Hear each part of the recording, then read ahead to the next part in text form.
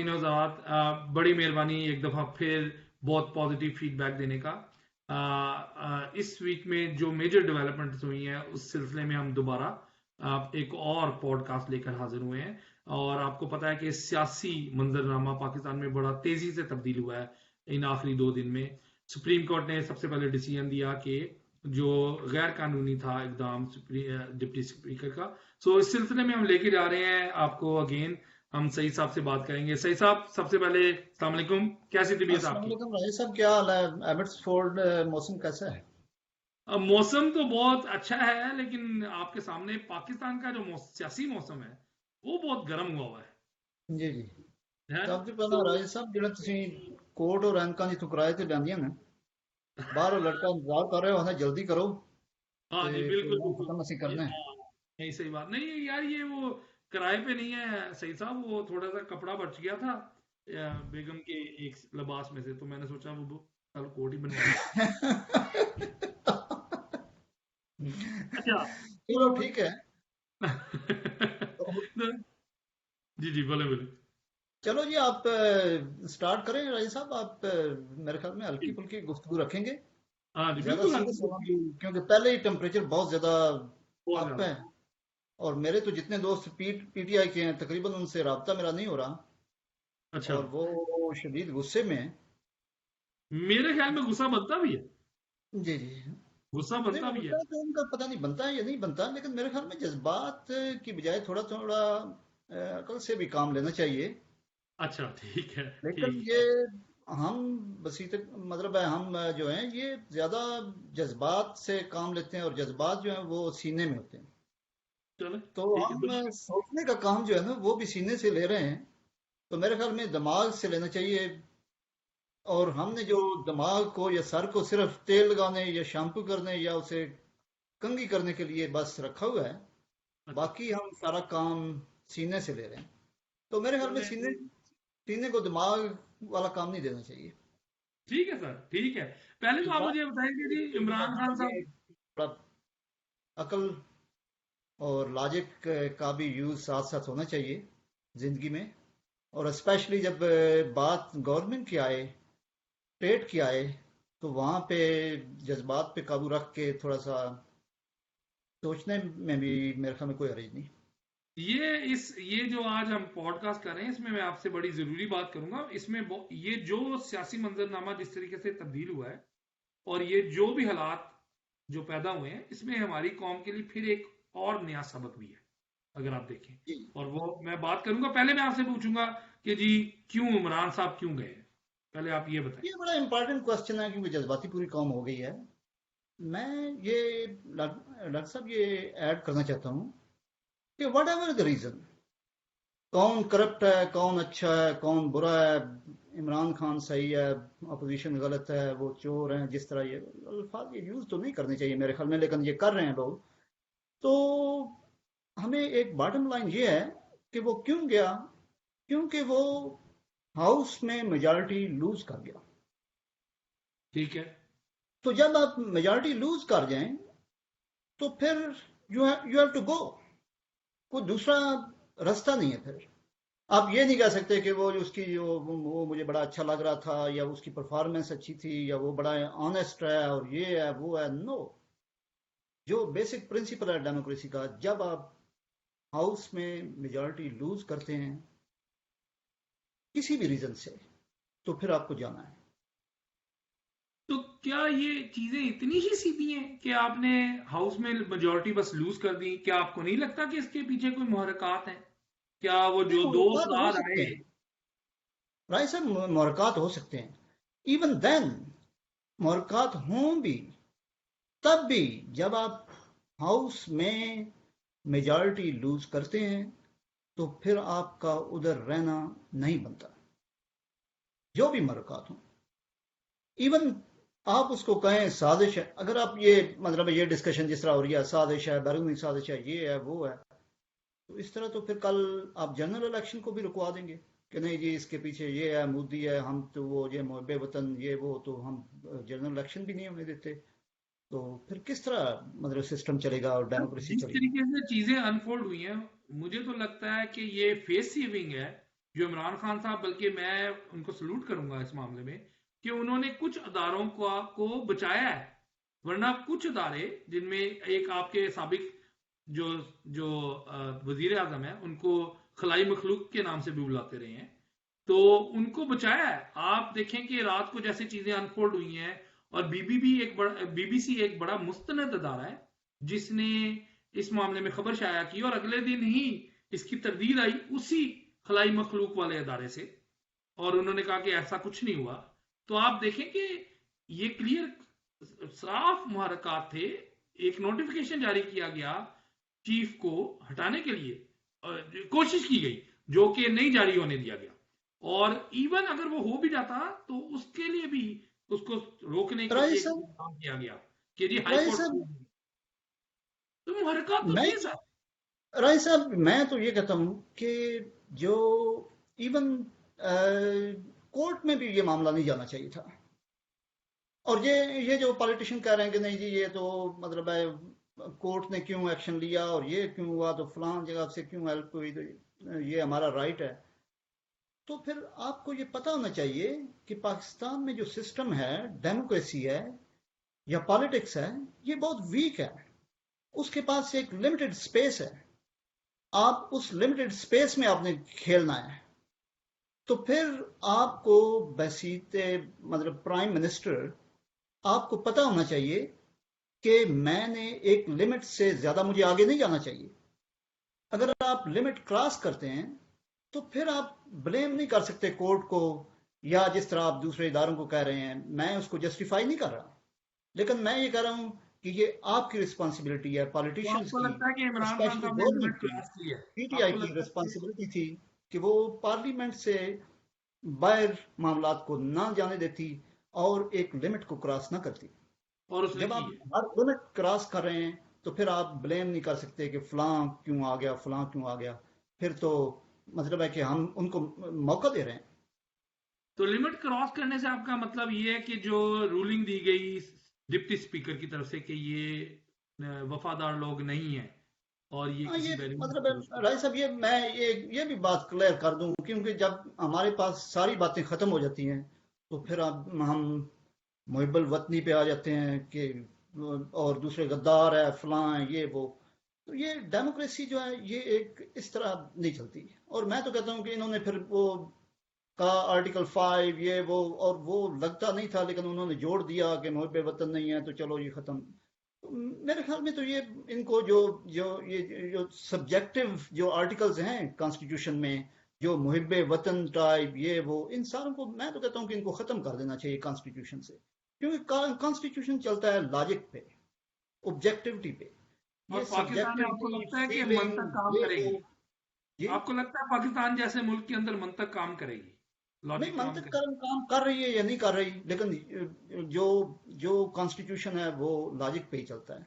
और उसको जिस तरह हमने शुरू में कहा कि हमने जो सीने से हम वो जज्बात, ये जो आपकी हुब्बुल वतनी है, पैट्रियटिज्म है, या इस किस्म का इल्ज़ाम लगाने के ये वो हम सीने से काम लेने वाली बात ये है कि हम सब्जेक्टिव हो जाते हैं, जबकि कॉन्स्टिट्यूशन ऑब्जेक्टिव होना चाहिए। 2+2=4।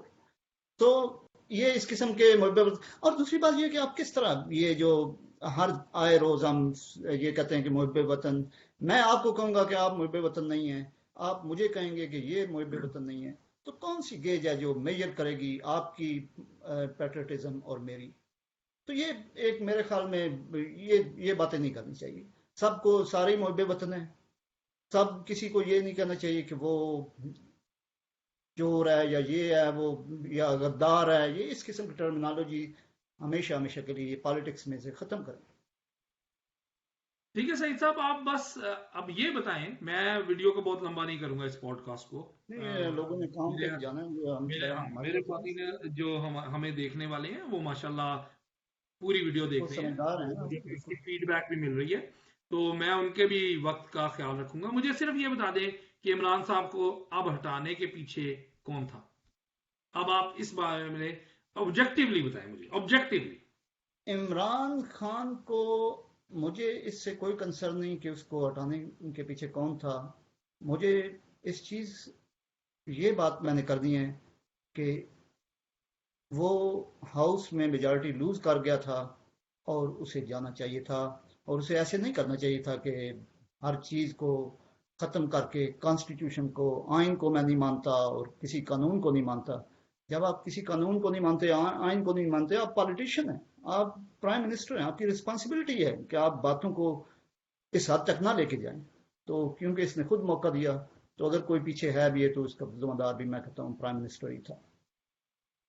अच्छा, अब इसमें मेरा एक इख्तलाफ राय भी हो सकता है, और मेरी इस मामले में एक जो मैं समझता हूं, मेरे ख्यालात कुछ ऐसे हैं कि यहां पर एक लिटमस पेपर टेस्ट था पाकिस्तान की ओपोजिशन के लिए। पाकिस्तान की दोनों ओपोजिशन की जो मेन पार्टीज हैं, पूरी जिंदगी इस राग को लापती रही, स्पेशली पीपल्स पार्टी सबसे पहले, कि जी हम तो हमेशा फौज के सामने जो है वो बरसरे बेकार रहे, हम हमारे तो लीडरान ने जिंदगी दी।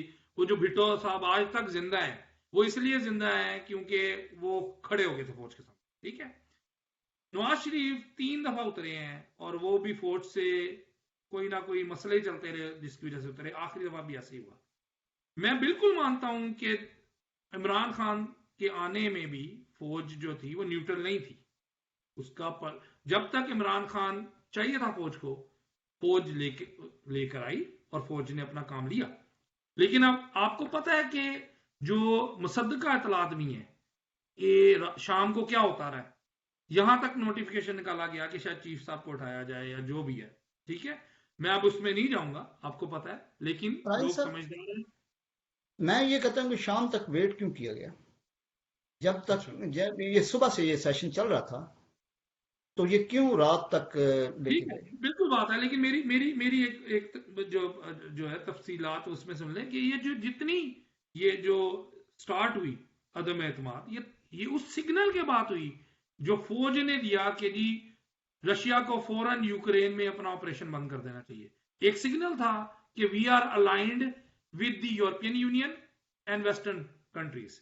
जबकि आपका जो प्राइम मिनिस्टर है वो एक क्लियर मैसेज लेके गया है कि जी हमारी नो न्यूट्रल स्टैंडिंग है इस इशू के ऊपर। और ये कैसे हो सकता है कि एक महजब जमहूरियत के अंदर, मुआशरे के अंदर एक जमहूरी इक़दार अगर हो, एक जमहूरियत हो, वहां पर प्राइम मिनिस्टर की एक लाइन है और आपके फौज की सरबराह उससे मुतसादम एक जाकर बयान दे दे।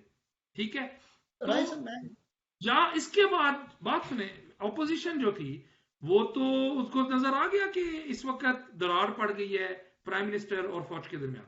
और मैं पूरी फौज को नहीं कहूंगा एज अ बहैसियत अदारा, इसके अंदर भी ये भी इतलात हैं कि वहां पर भी डिफरेंसेस हैं।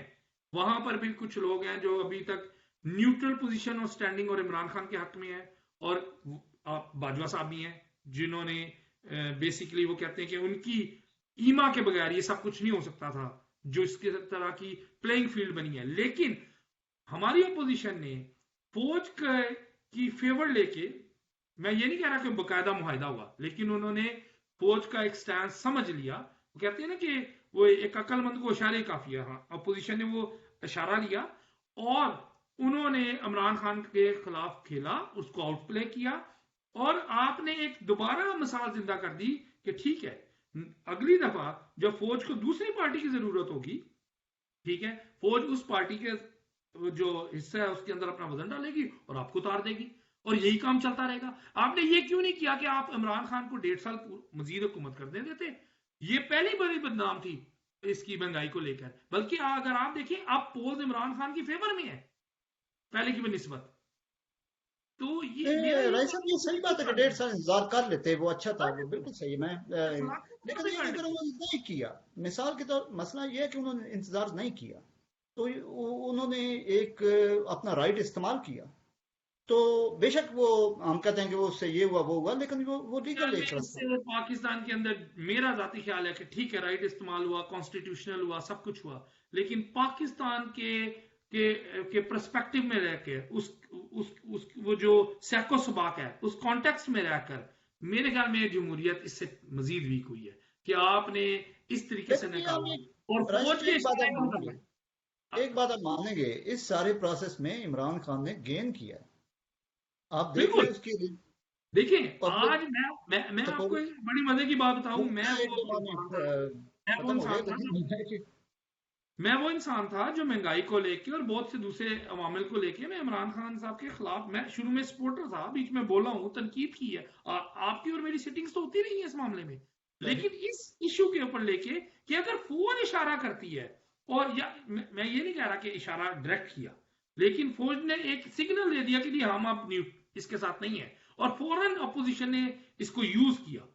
मैं कहता हूं काश ये यूज ना करते, ताकि फौज को भी जवाब मिलता कि नहीं, ऐसा नहीं हो सकता कि जब भी फौज चाहेगी किसी भी पार्टी को यूज करेगी। यहां से समझ आता है कि पाकिस्तान में अभी भी बहुत ज्यादा मफादात की सियासत है, और ये अवाम को समझना है।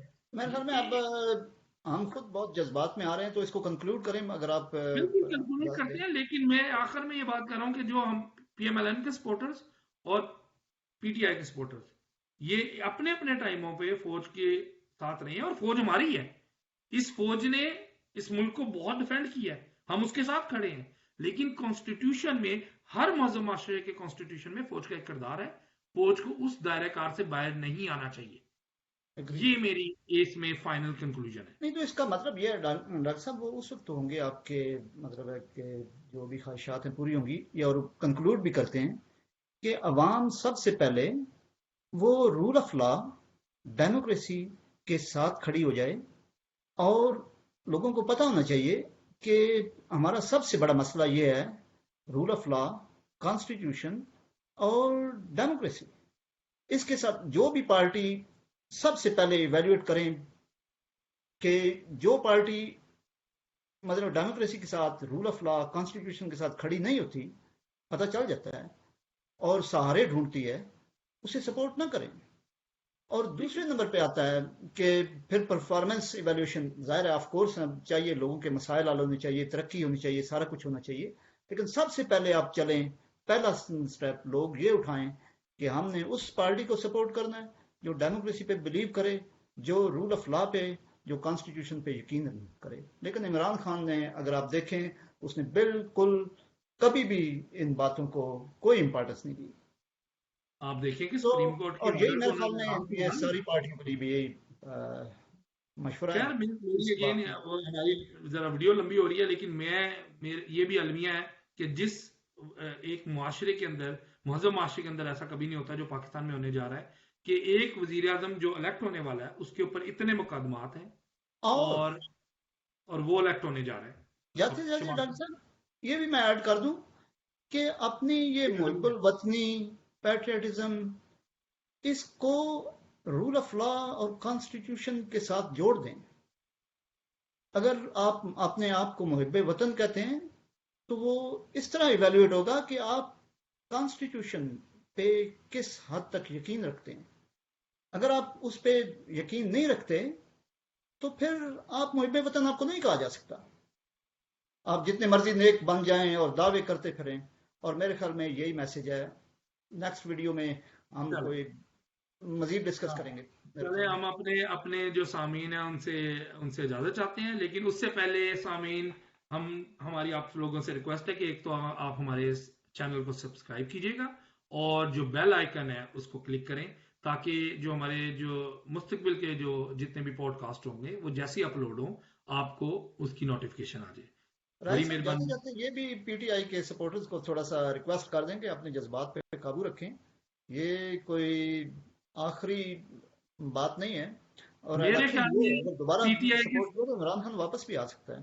पीटीआई के जो सपोर्टर्स हैं उनसे मेरी पीएमएलएन और पीटीआई के सपोर्टर्स हमारे इर्द गिर्द बहुत बड़े पड़े हैं, और मैंने जो ये देखा है कि पीटीआई के सपोर्टर्स बहुत पॉजिटिव है, मुस्बत है इस मामले में, कि हम उसको, बल्कि अगेन वही वाली बात कि इन्होंने बहुत गेन किया, तो वाकई इसमें हमें जज्बाती होने की जरूरत नहीं है। अब इसको हमें सिर्फ ये देखना चाहिए, जैसे रिफत साहब ने कहा है, कि हमें देखना चाहिए कि कॉन्स्टिट्यूशनली हमें चीजों को सीधा लेके चलना है, और उसमें इमरान खान दोबारा भी आ सकते हैं, आप उसको इलेक्ट करें, वोट दें, वापस बुला लें, इसमें क्या है।